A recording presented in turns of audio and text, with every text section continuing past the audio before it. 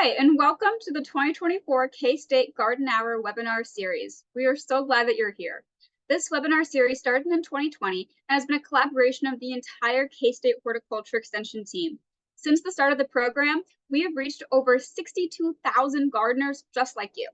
We're pleased to continue offering the K-State Garden Hour series for free. And if you've enjoyed these educational webinars, please consider making a tax-deductible donation to support this program.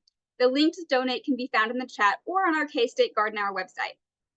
This webinar is hosted by K-State Research and Extension. My name is Laura Phillips, and I am the horticulture agent in the Meadowlark District, which is Jackson, Jefferson, and Nemaha County. Everyone involved in the development of this series is an extension professional for K-State.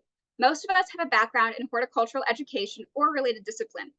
But most of all, we have a love for educating and sharing important gardening topics. It's wonderful to connect with so many people over such a wide geographic range to share and promote our passion for gardening.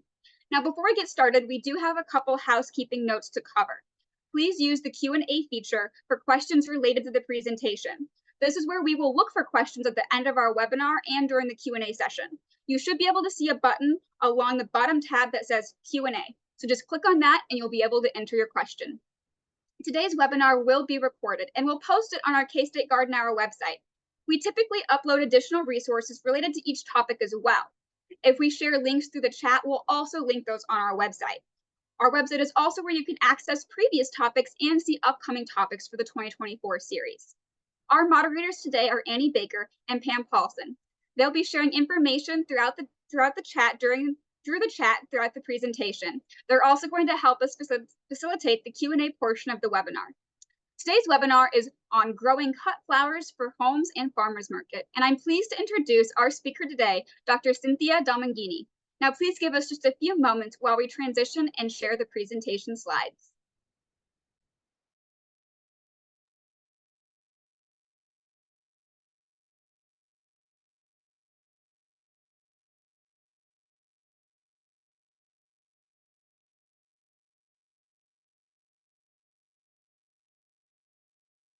Okay, are we good? Can everybody see?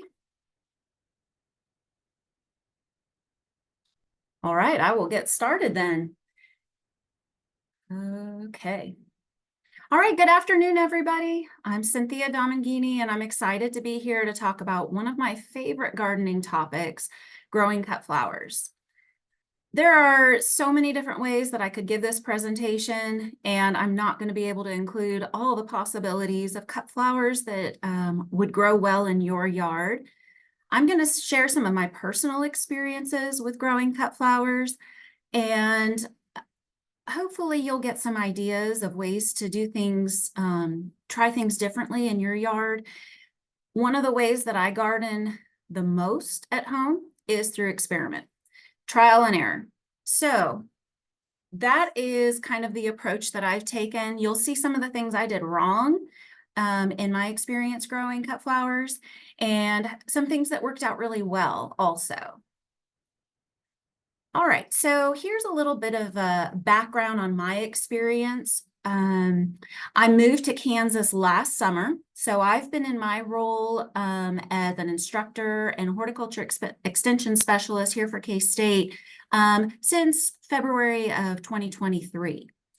We moved to Kansas from Kentucky, where we had a family farm, and I decided to start a cut flower business because it sounded like a lot of fun. That was in 2019, and my goal was to be able to sell these cut flowers at the farmer's market. So I started out growing primarily as a fun project and a hobby, and I didn't really have a plan for expanding. I really didn't have much of a plan at all, which was mistake number one. But there was quite a demand for locally grown flowers, and that enabled me to grow my business even with all the mistakes that I made. I found some ways to grow cut flowers, grow more cut flowers, and put in a little bit less work, because as the small business, I was responsible for all the gardening, all the marketing, all the communication, everything. I was responsible for everything. So the gardening part of things had to be efficient. Now, since I haven't been in Kansas that long, I haven't had the opportunity to grow a lot of cut flowers here.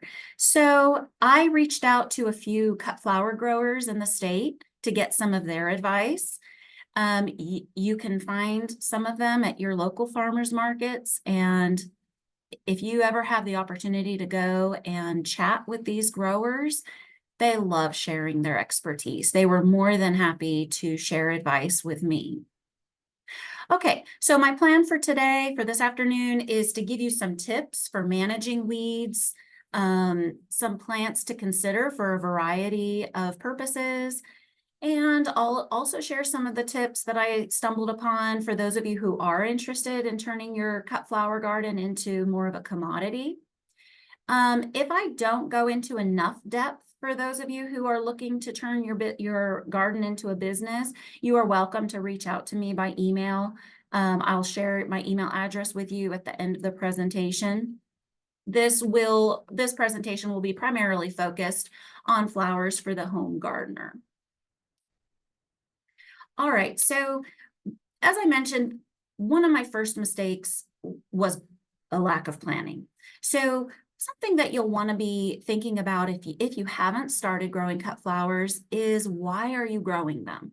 That was one of your prompts at the beginning as you were waiting for this webinar to start, is why are you interested in growing cut flowers? And that's an important question to ask yourself. If you're growing cut flowers for your own personal enjoyment, you may not need to focus as much on how many cut flowers you're growing, or even when those flowers are going to be in bloom. You don't need to worry so much about staggering your plantings and other things that are more related to the production of cut flowers. If you're growing for landscape beautification, you might choose to grow more perennials. And that'll take a little bit more time for your garden to mature and provide you with a steady supply of cut flowers.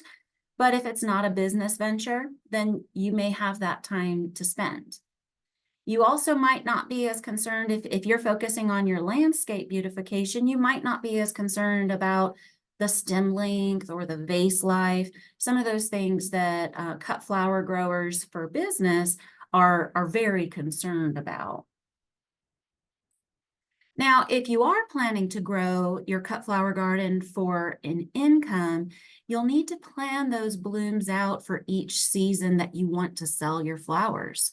So if you are going to be part of a farmer's market that is, let's say, spring, summer, fall, and you are only growing cut flowers, you don't have any other commodities to sell, then what's your plan for making sure you have blooms in the spring and the fall? Summer's the easy one. You'll also need to do your research on what outlets you have for selling your flowers and what's already being sold so that you don't saturate the market. For example, my experience with selling at the farmer's market, initially I was the first cut flower grower at that market. Over time, people saw, because I was the only one, I got a lot of customers. And so then, of course, came more cut flower growers. So it's great if you can be first to the game. But if you're not, you want to make sure that you're growing a unique product. That helps with your relationships with the other vendors, but it also will help your product sell better. Growing cut flowers, obviously, as a business, is going to require more strategic planning on the layout of your gardens, and that will help improve the efficiency of your management. You'll see in a little bit one of the slides of an early cut flower garden that I had, where I didn't do any strategic planning. I was more focused on beautification, and the cut flowers themselves didn't turn out like I had hoped. So another detail to think about in the planning phase is, what resources do you have available to support your cut flower growing goals? How much time do you have available for maintaining the gardens? This is going to help you determine what size of a garden you should have. I always recommend, for gardening of any type, if you are new to gardening, start small. You can always make your garden bigger, but if you invest a lot of resources into a huge garden right off the bat and you can't maintain it, then you've got a lot of wasted time and money. You learn from that experience, but it'd be nice not to have to learn the hard way. Another thing to keep in mind within the idea of resources is, do you have a system for starting seeds? Or are you going to need to purchase transplants? And then you're going to need to find what company you want to order from. So one of the ways that I decided on where to order seeds was looking on different social media groups. There are all kinds of Facebook groups, Instagram groups that will support whatever project you're working on, but the cut flower growers is no different. So they will share what resources they've used, what seed companies they've used, and you can get an idea of where you would want to order your seeds from, whether it's to get more unique varieties or a better price, disease resistance. Those are all things that you want to consider. It's a lot more than just going to your local box store and buying seeds. So before I entered into growing cut flowers, it just looked like a beautiful business to be into. Playing with flowers all day sounded very glamorous, but the planning involved to do it well is extensive if this is a business venture. It's a lot of fun, but it does take some planning to do it well. So now moving on to flower selection. When you're deciding what flowers to grow, there's plenty of things to consider. Shelf life is going to be one of the most important, especially if you're selling bouquets. Not all flowers are going to hold up once they're cut. They look beautiful on the shrub or the plant, and they might even have a long, great stem that's nice and straight. But once you cut it, it may not last more than a day or two in a vase. So that's something that you'll want to know before you're growing it for that purpose. Now, if you're growing for your home use, then you can decide whether or not you need that arrangement or those cut flowers to last for very long. But customers are going to expect to be able to keep their arrangement for up to 7 days or more, ideally. Now, long stems are important for creating bouquets. It's helpful also if they're sturdy, so they aren't going to break easily. Flowers that are real delicate are going to require more time and care when harvesting as well. So the sturdy stems have a significance for a couple of reasons. Disease resistance, as I mentioned, is something that you should consider for any plant you put in the garden. We are constantly preaching, get the right plant for the right place. And a cut flower garden is no different. You don't want to be battling diseases and pests trying to grow a crop in your area if it's not intended to be there. So and another thing to keep in mind is that there are some varieties of flowers that can be used in fresh and dried arrangements. And this is a really great consideration because if, let's say, your fresh bouquets aren't selling as many as you had hoped, you can harvest those stems that'll handle being dried, and then you aren't losing the crop. And it'll even extend your season into the winter months if you turn those into dried bouquets or arrangements. Dried wreaths are really popular as well. So some more things to think about when choosing your flower varieties are details of the specific flowers, like the bloom size. For example, zinnias, one of the flowers that was so popular in the arrangements that I was selling, they come in a variety of head sizes. As you probably know, this is a pretty common plant. So if you grow a range of sizes of those blooms, then you have a lot more flexibility of how you can arrange them in a design. So there's a really petite Thumbelina zinnia bloom that can work as a filler flower if you need to. But there's also huge State Fair double-sized zinnia blooms. There's variegated blooms that can be a focal flower. So another thing, as you can see in this picture that I have on the screen, there's a very large sunflower head. And I'll use this, I mean, this is pretty, but this is a mistake. I did not consider bloom size when I was growing my sunflowers, and I had so much trouble managing sunflowers of this size in handheld bouquets. Once I realized that mistake, I decided I need to be growing more sunflowers that are this head size so I can bunch them in groups of 3 or 5, and people can just buy a bouquet of sunflowers. But when I didn't have so many of them and I was trying to work them into my mixed bouquets, they didn't fit quite as well. It was hard to hold them up in a vase. It was a learning opportunity for sure. And also when you're choosing flowers, I'll use the sunflower again. Some of the smaller, like the teddy bear size sunflowers, are really sweet and cute, but keep in mind the stem length, because some of them had very short stems and they ended up just being for landscape beautification because I couldn't use them in a handheld bouquet. When you're selecting flowers, color is obviously something that's very important. You need to be considering how you're going to put the arrangements together so that you have a variety of colors. You could do a monochromatic scheme as well, but you want to have the option of a mixed bouquet with varying colors. And I'll share some different colors you may want to consider in just a minute. This is my dog, Charlie, by the way. I found a way to squeeze her in. She's so cute. Okay, so if you are growing flowers to harvest for arrangements, you need to think about how they're going to fit into a design. Which of the flowers are you growing as your focal flower? The focal flower is the one that the arrangement is built around, and it should be the showiest bloom.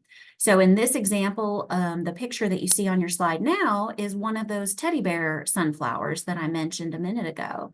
And although it's not a very large bloom, it is very full and it has great texture to it. So it works nicely as that focal flower. The spike flowers provide a line to the design. And I'll point out some examples of those in a minute, but one of the most popular ones that most of us probably know are snapdragons. They're a great spike flower. The disc flowers have a rounded head, and they can help fill in gaps or holes. They take up space in the design. Single daisy-like flowers can serve this purpose. There's a Cosmo flower in this design that's kind of got its back facing us. Filler is just what it sounds like. It fills in the voids of the design. So a filler could be greenery or even some flower that has more neutral blooms, such as baby's breath or status. In this arrangement, I could argue that the leaves of this sunflower that I left intact are serving as a filler. And then there's some accents you could consider.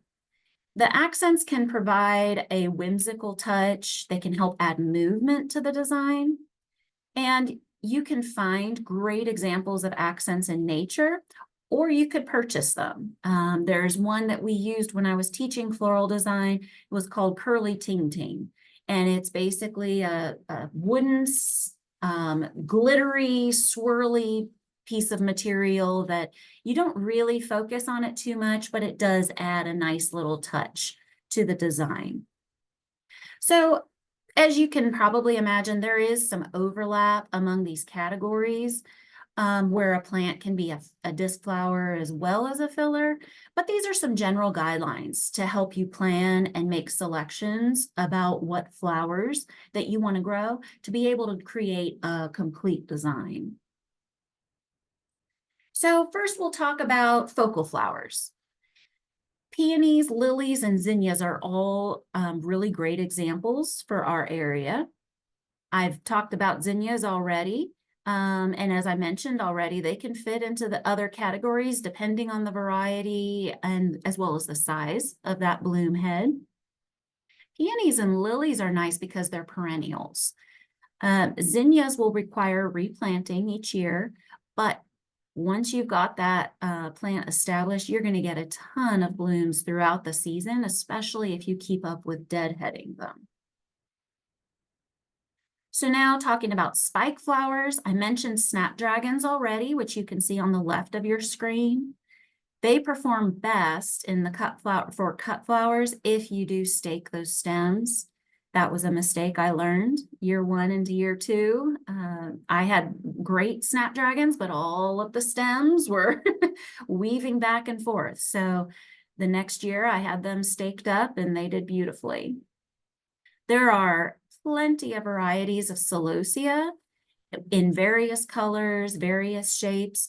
That's one that could cross over from a spike flower to an accent plant or accent flower, depending on what variety you're growing.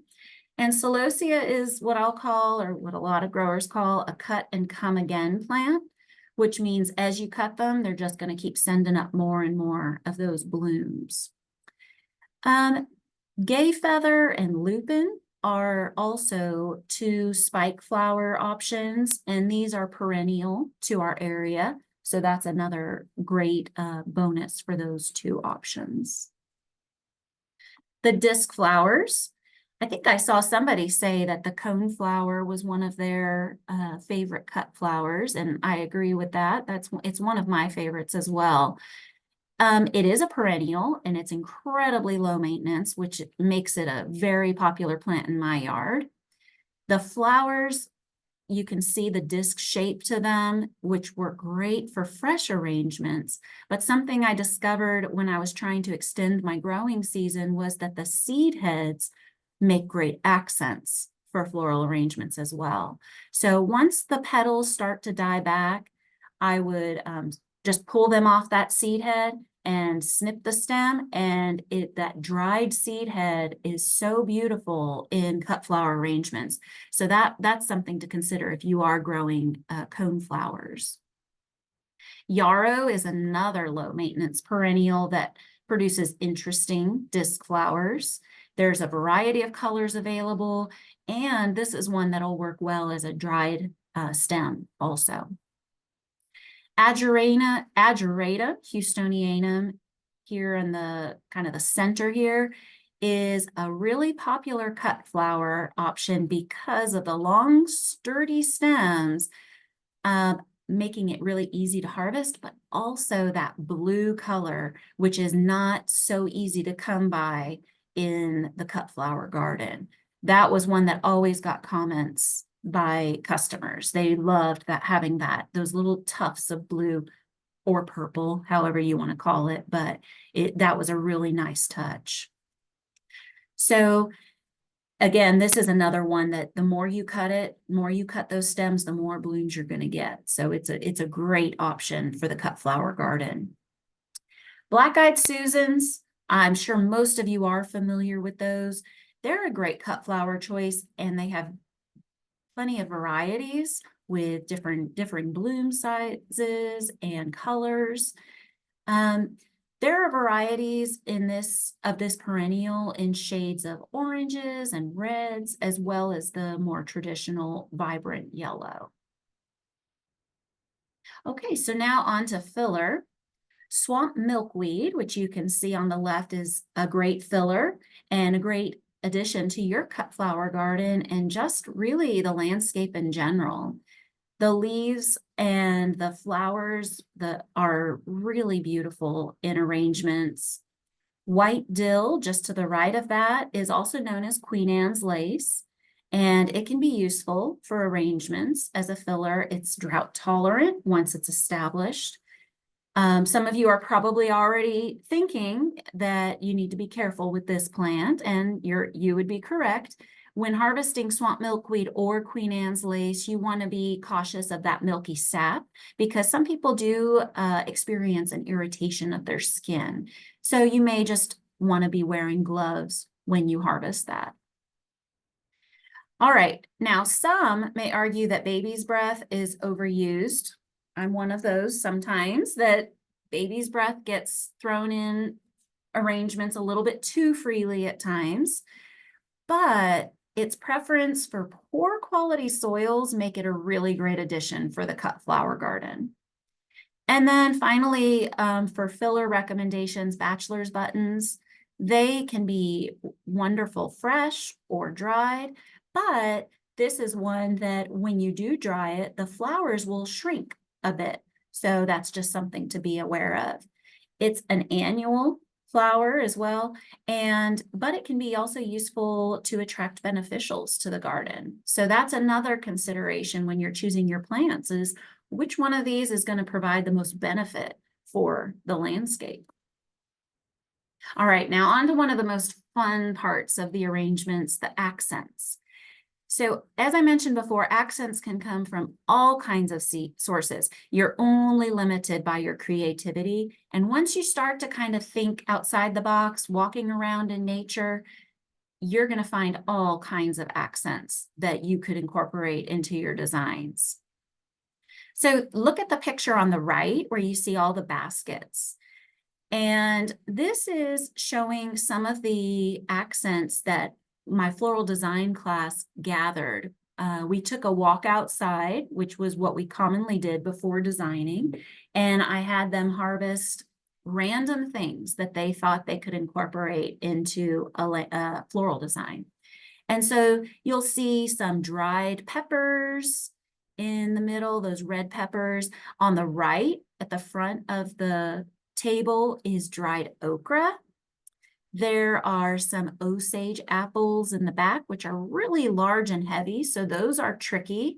I'm not sure how you would incorporate them into a handheld bouquet, but for a tabletop centerpiece, those kinds of things, those can work nicely.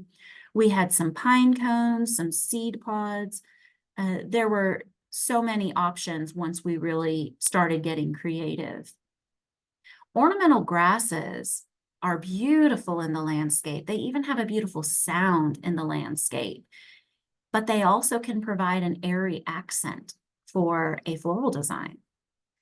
Another thing to think about, rose hips. When the roses are done blooming, if you hold off deadheading them, they'll create these pods, what are called rose hips, which is where the seeds are stored. So depending on the rose variety, the stems of the rose hip could be a really lovely accent in your design. If you have a source of cattails, that was one of the accents that my students had the most fun working with in their floral designs. It was unexpected, and especially for fall designs, the cattails were a really nice touch to the floral design.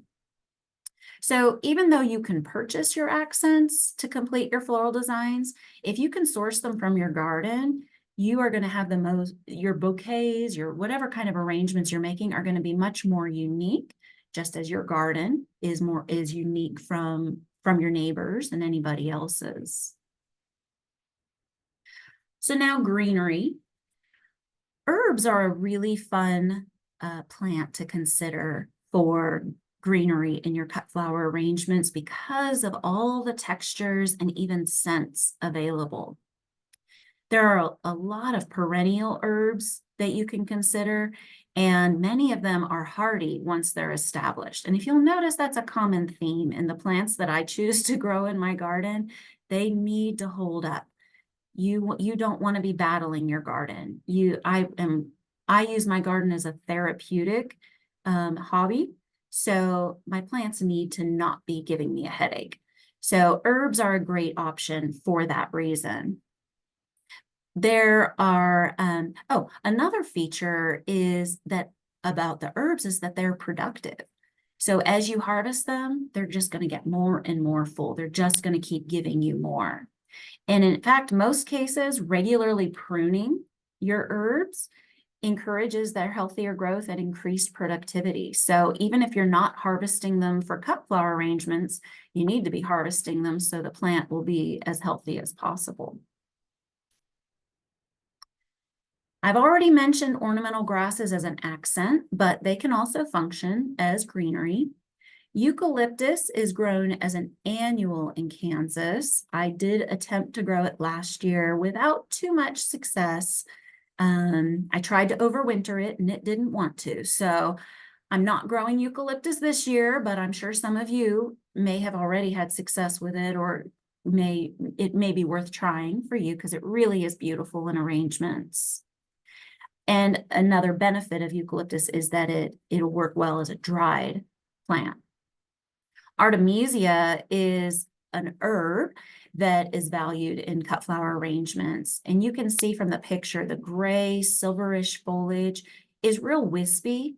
So it provides texture almost as an accent, but it also functions as greenery. So here are a few shrubs that you could consider to incorporate into your landscape that will also benefit your cut flower venture. These shrubs are, it's best if you give these shrubs a few years to establish before you start cutting at them for arrangements. The flowers of the 9-bark, which you see on the left, only last a few days once cut, but the leaves add great texture and work really nicely. So you would harvest this for the greenery, not necessarily for the flowers. And the long straight branches are really helpful when putting a design together. False indigo at the top of the screen is probably one of my favorite plants. The foliage is so soft, the gray-green color, the texture, it's just comforting. And so it can be used really nicely in an arrangement. And the blooms look really lovely in the landscape as well. Spirea, which you see at the bottom of the screen, produces huge plumes of white flowers and slender stems of greenery afterwards. So just like the false indigo, the spirea has benefits for landscape beautification as well as cut flower value. So there are plenty of cut flowers that can be grown for drying. Some of the more common ones are listed here that are also easier to grow. The process of drying can be tedious, but having a supply available in the winter can lengthen your floral display, which I mentioned already. If you're growing for income, it's something to consider. If you are interested in drying your cut flowers, you can simply bundle them together, tie the stems, and you could use a rubber band or you could use twine, however you want to attach those stems together, and then hang them upside down in a dark, dry area. And those blooms are gonna hold as long as they aren't exposed to humidity. They can work really nicely when you're decorating wreaths or making dried bouquets, as I mentioned before. The photo you see here is of gomphrena, and that was one that I first started growing a few years ago. And I used them in fresh arrangements, dried arrangements, and they were so popular with that little ball shape and the variety of colors available. It was a nice hardy plant too. So I highly recommend this one for the cut flower garden for a lot of purposes. So one final consideration for your flower selection is the bloom timing. And I will be honest with you, this is not something I felt like getting into. If I had continued to grow cut flowers for a business, it would have been something I would have to get to, I would have to master. One of the cut flower growers that I talked with a month or two ago talked about how making sure that you have a spring, summer, fall crop can be really, really stressful. And I didn't want growing cut flowers to be as stressful. And so, for example, if you want spring flowers, you're likely going to be growing hyacinths or tulips. But our spring weather can be unpredictable. And so this particular cut flower grower I spoke with lost almost her entire tulip crop one year because of a late spring frost. And so she decided it would be more beneficial to her if she grew mums for fall instead, because the fall weather was not as hazardous, I guess I could say. So she gave up that tulip crop and instead extends her season into the fall. Now, if you are growing for personal enjoyment, then this is not as big of an issue for you, obviously. But for those of you who are hoping or planning or already selling flowers, you'll want to be identifying which flowers you'll be growing for the spring as well as the fall to get that nice long season. So as I mentioned before, starting small is smart. especially if you plan to sell cut flowers. So you can experiment with as many aspects as you want on a small scale. You can test out cut flower varieties to see how are they going to grow in your area. Just because the seed catalog says that this will grow in your zone doesn't mean it's going to like your soil or the amount of sunlight or maybe the way you take care of those plants, the amount of time you're able to manage. So those are all things that you can figure out by running a simple test plot. You can always expand once you've worked through those challenges and you're ready to take on new ones. Now I'm going to tell you something, another tip that I have that it's going to be one of those do as I say, not as I did. And that is to journal. Keep track of everything from your seed ordering or transplant ordering dates to your planting dates, your harvest dates. When did you apply fertilizer? What pests did you see? What was the date that you saw those pests so that you can proactively grow your plants? You will save yourself so much planning time next year if you can just go off of the results that you have from the current year. This will also help you make adjustments if some crops didn't fare as well as you had hoped. You may decide next year they're out and the new one is in. In case you have questions for your hort agent, this is a big one. If you have questions for your hort agent, you'll be able to show up at the extension office with your journal and tell them exactly what happened, what went wrong, and it'll be much easier to diagnose those problems. Now, I mentioned to you that I would show you a picture of my chaotic garden, and that's what you see in this photo here. This was my first year of growing cut flowers, and I had very little planning. No, I didn't have any planning in my placement of those plants. And it looks chaotic. I had vegetables and flowers all growing together. The walkways were covered over with plants. So I'm going to talk a little bit more about that in just a minute, but I wanted to make sure to point that out to you so you can see how I got a bit more strategic once I decided, okay, I'm really going to make a go of this as a business. So seed starting, as we know, is more cost effective initially than transplants, at least with annual flowers, I should say.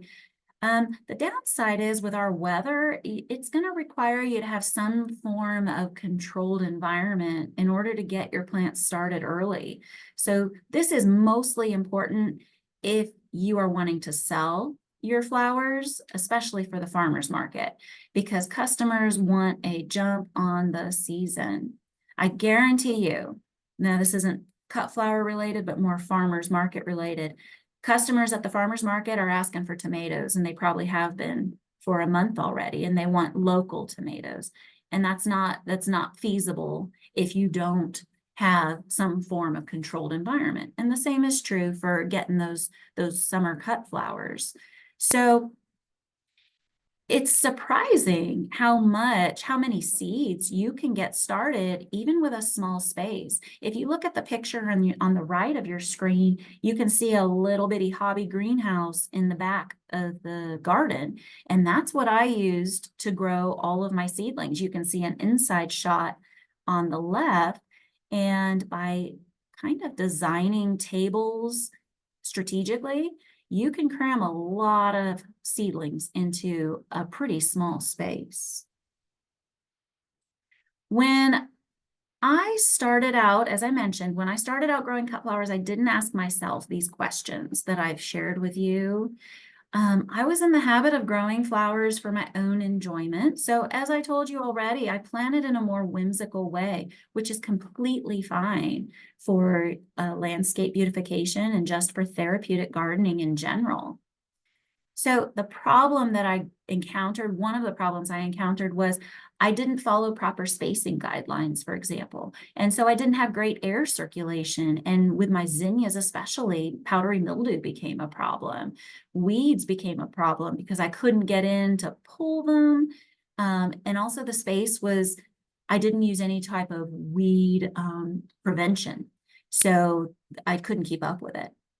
And so that obviously caused more problems with pests. So that's the reason that I shared those planning questions for you to consider. Now, that picture was the first year, and this picture on the left, well, on the right, are what I developed by the end of my cut flower growing career. We turned away from using meandering planters and began using more or less straight rows. Our rototiller got away from us at the end of those rows, as you can see, but that's all right. And we used weed fabric to cover our rows. And so basically I had no weeding to do during the growing season because that weed fabric did such a nice job. I also switched from hand watering to drip irrigation, which you can see the drip line in these pictures. And just those two changes made a world of difference. So I was able, because this was a business, I was able to focus more on marketing the plants, and I had to spend less time on managing the plants. I could grow more without spending as much time. I did not have any problems with powdery mildew. I really didn't even have problems with other pests. Even when I did have, well, I was growing vegetables still at the same time. And when I would have pests like tomato hornworms, the beneficials would come in and take care of it for me. So it really saved me a ton of time and money to be more strategic about the managing the space. So I mentioned succession planting, and basically this is just staggering out your plantings every few weeks. For one-hit wonders like sunflowers, where you cut that stem and they're done, you may want to start new crops every few weeks so that you'll have sunflower blooms to share throughout that summer. Even crops like zinnias, though, that are cut and come again, sometimes start to look a little bit tired when you get mid-season and they may not be producing as beautiful flowers. So having another crop of zinnias ready to go into the ground to replace some of those that are kind of given up on you is a good idea. Succession planting also can help you if you have limited space for starting seeds, because you're spreading out the trays, the number of trays that you need over time. So harvesting for the home and harvesting for sales mean two different things in regards to your timing. If you look at the picture of the lily on the left, that is when I may harvest that flower if I were going to bring it into my house for a dinner party or something. But if I harvest it at that stage for the farmer's market to sell, I'm likely going to have an unhappy customer because that bloom is not going to last very long. Instead, if you look at the picture on the right, you'll see that those buds have color to them, and they are some of them are just about to open. That's the stage when you would want to harvest your lily plants. Similarly with peonies, I was in the habit, before I went into cut flower growing, of harvesting peonies when they were at their peak bloom. And what happened was I brought them inside, and by the next day, the petals are all over the table. So instead, one of the tips I learned from one of the Facebook groups was you harvest peonies when they're in what's called the marshmallow phase. So if you look at the picture on the left, that peony is in the marshmallow phase. If you were to squeeze that, it's going to feel soft like a marshmallow. It's not real tight. It's starting to open, and it'll open fully once you cut that stem, and that's going to extend your vase life to about a week. Sunflowers. This is one that's so commonly harvested improperly, myself included. The picture on the left, those sunflowers, if I harvest them, are not going to last very long in an arrangement. Instead, you want to harvest the sunflowers when you see those petals just beginning to open. They're still covering up that center, but you can start to see them opening up, and that's going to give you the longest vase life for your sunflowers. So on the other hand, zinnias, if you harvest them when they're not fully open, when they're still in that bud phase, they're not going to continue to open. So understanding each flower variety that you're growing is really important to ensure that you harvest at the right time to get the longest vase life. Zinnias are an example of one that you do harvest when it's at peak bloom. Another thing to consider for harvesting is, how are you going to do it? It's best to avoid harvesting during the heat of the day, preferably harvest in the morning. This will prevent the flowers from wilting since they have more water stored in them and they're cooler at that point in the day, and then they won't have to use as much energy to cool themselves down once they're brought inside. Some flowers also, I'll say some, not sun, some flowers also need to be soaked in water longer than others in order to make sure that they've been able to take up enough. If you just throw them right in an arrangement, they're going to be wilted by the time you get them where they need to go. You can also use floral preservatives, which can be bought or made to help extend the vase life. You want to make sure that you are using clean, sharp pruners when you cut the stems to avoid tearing the stems and also to avoid risking spreading any diseases. So now I'm going to briefly talk about marketing, some marketing tips, and these are completely my experience. Selling to the public is probably the easiest market to enter as opposed to trying to go through a retail establishment or going through wholesale.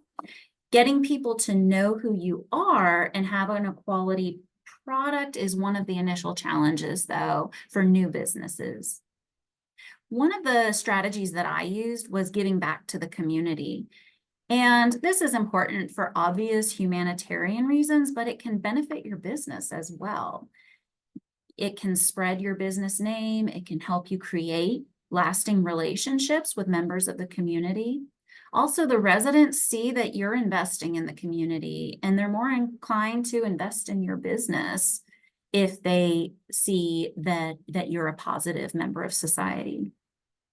So one example of this is donating flowers to nonprofits, assisted living centers, schools, other community serving organizations. There's nothing wrong with including your business card as well, so they know where the flowers come from. And if you kind of think about it this way, that you're going to be spending money on advertising anyways, by donating flowers, you're spending that money on your product to give it to somebody who's very appreciative. So it's still advertising. Another example is volunteering your knowledge to local groups. We used to, in the class that I teach now at K-State, we had a floral design unit, and one of the local florists here in Manhattan came and volunteered his time and his materials, his resources, to talk to my class about the business of floral design. So that's an example of marketing as business while also doing some humanitarian work. Pre-selling flowers is a great option because you're given the money up front to support your growing. So doing a CSA, community supported agriculture, was a way that I was able to purchase all the seeds for my cut flower garden. I would sell subscriptions to the general public in February, and then they would start picking up their arrangements in June. And there's a risk, of course, if you've ever participated in a CSA, that if you have crop failure, you'll need a backup plan. What are you going to do for your members of that CSA if crops don't come through for you?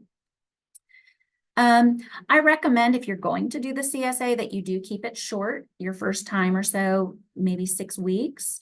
And then you can always add weeks to it at the end if your crops are doing great and you have more flowers to share. But if you start out saying you're going to give them 16 weeks of flowers and you only have 6 weeks worth, then you have to do some apologizing. All right, selling through the farmer's market, as I've already mentioned, is a great way to get your flowers in front of the public.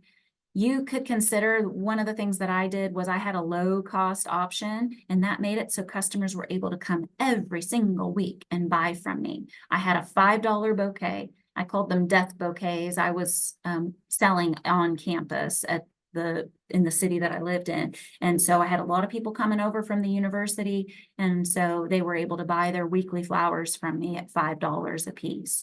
But then you can have some larger, more expensive bouquets available. you'll need to make sure you know your market so you can determine how much are people likely going to spend on your flowers. Quickly, I'll talk about transporting flowers. This was one of the big challenges I had, was getting those beautiful blooms to the market. And you can excuse that car, but that's what did it. So that's the way we made it happen. You have to be strategic. This was another thing. I did some searching on different social media outlets to see what are other people using to transport their flowers. And I can share more information about that with you if it is something that you're struggling with or you're trying to solve. But you can also do a quick Google search and you'll find all kinds of resources like this tray you see on the left to help hold those bouquets or arrangements in place. The person on the right built a wooden structure to fit in their car to help hold the buckets of flowers in place. There are all kinds of options. It is just something that you're going to have to keep in mind if you're going to be moving blooms. Okay, so finally, I wanted to include this because this was direct from the cut flower growers that I spoke with in Kansas. I asked them what were the biggest curveballs that they were thrown while they were growing cut flowers, and these are what they said. Hail, that will devastate a crop, and there's not much you can do about it. Disease, so monitoring those crops regularly is important. Pests, moles and mice, which at K-State we do have resources to help guide you on how to take care of those problems. Too much rain, too little rain. And so the recommendations, which I've already shared, but their recommendations specific to these curveballs were growing a diversity of flowers. If a disease wipes out a variety and you've got other varieties available that aren't susceptible, then you're okay. You're going to survive that. Succession planting is another one. So certain pests will attack plants at a certain stage of growth. So if you've got a new crop coming up, it may not be impacted by that same pest. So that's a really important strategy for a successful cut flower garden. Okay, that is all I have. I wanted to share my email address with you in case you do want to continue the conversation beyond this webinar. I also want to encourage you to send me photos of your garden. As some of you may know, I do write a weekly newsletter that gets sent out, and I encourage you to subscribe to that if you don't already. You can email me at that address, and I will be able to add you to our listserv. And in our newsletter, I do love featuring different gardeners in Kansas. I am a strong proponent of always learning something new, and I have learned from the gardeners in Kansas, and I like sharing that knowledge with other gardeners. I feel like it brings us all closer together, helps us work on our separate projects, but support each other's success. So feel free to send me an email if you would like to have your garden featured in an upcoming newsletter. And with that, I will stop and let you all ask some questions.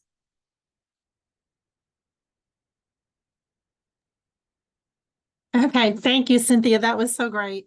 I love that you shared what not to do from your experience just as much as what to do. Okay, we do have some really good questions here.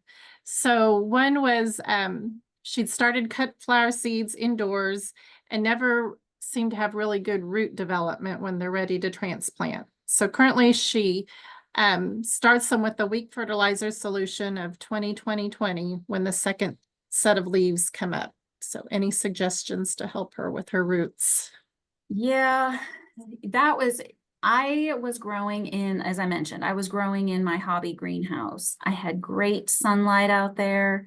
With seeds starting, it's important that you've got good consistency, and that includes water, temperature, light. So I would encourage them to take a look at those in particular.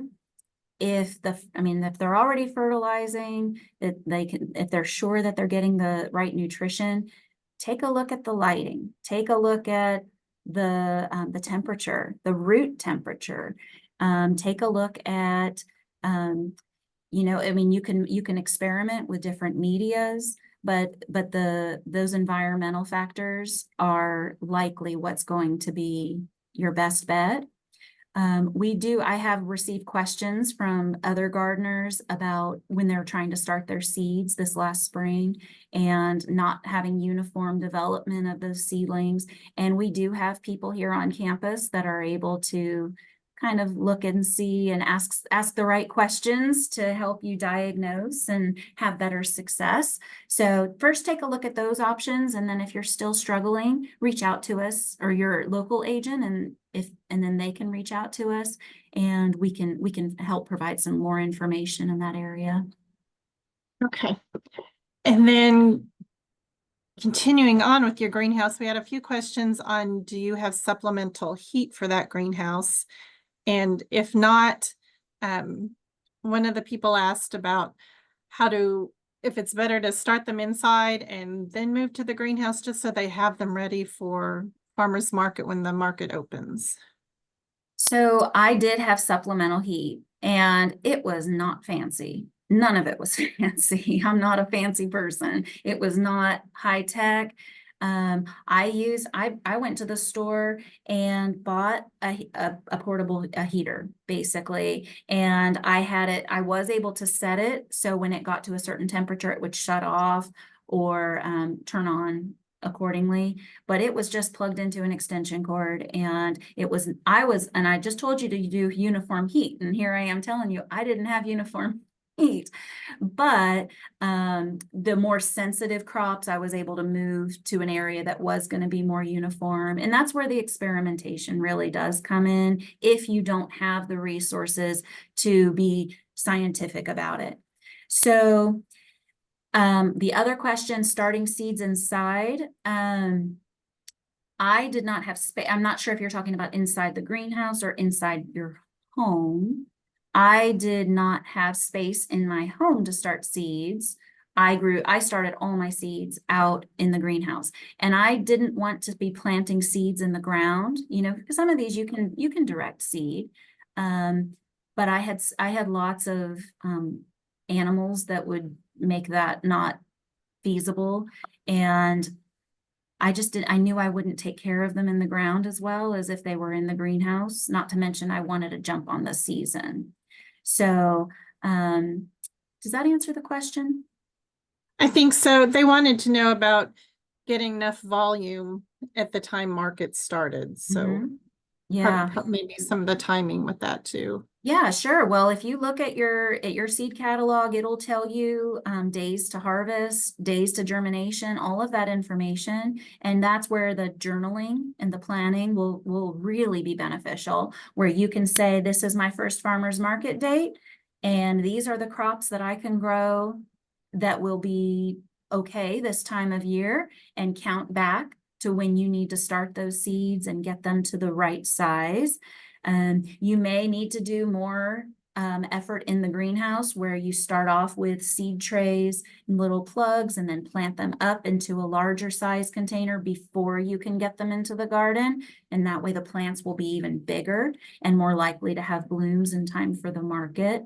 But yeah, you can do all that planning with the information you get from the seed catalog. Okay, and then this question is about they're wanting to have displays in the house or growing in containers. So are there some specific cut flowers that they could use for containers until they can get their in-ground beds established? Yeah, sure. And that's another thing that the seed catalogs, you'll be able to find. They'll tell you which ones are great for container grown. Zinnias, I'm growing zinnias in containers and in the ground right now. So those are so easy to grow. They'll be fine. But you'll check the height of which variety you get, and that'll be true for any plant. There are some sunflowers, like the teddy bear varieties, that'll grow well in a container. But you obviously wouldn't want to grow one that's going to be 6 feet tall in a short container. So there's all kinds of flowers that are going to work for the cut flower garden and work in containers. But yeah, keep in mind the height and how much support it's going to need from that container. Well, I think we're out of time. We do have just a few more questions. So can email those into your local agent or email them into our garden site. So we will turn this over to Laura. Awesome. We do typically have more questions than we have time for. So we will look over those questions, and we'll be sure to link several articles related to our session that can hopefully address some of those questions on our website when we post this video.